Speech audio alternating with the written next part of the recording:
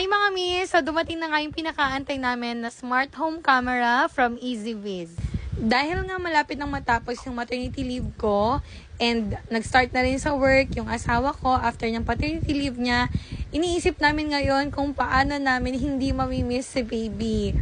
Dahil syempre may iwan na lang siya sa bahay. Buti na lang nga at meron tong EasyViz sa murang halaga ay mamamonitor na namin kung ano nga ba yung ginagawa or ganap ni baby sa araw-araw na kami ay nasa work. So, meron siyang application na i-install. Available yan sa App Store and Play Store, mga mi, para maka-access ka dito sa mismong camera. So, ito na nga mismo, yung smart home camera, mga mi. Hawak-hawak ko na siya. Ganito siya kalaki.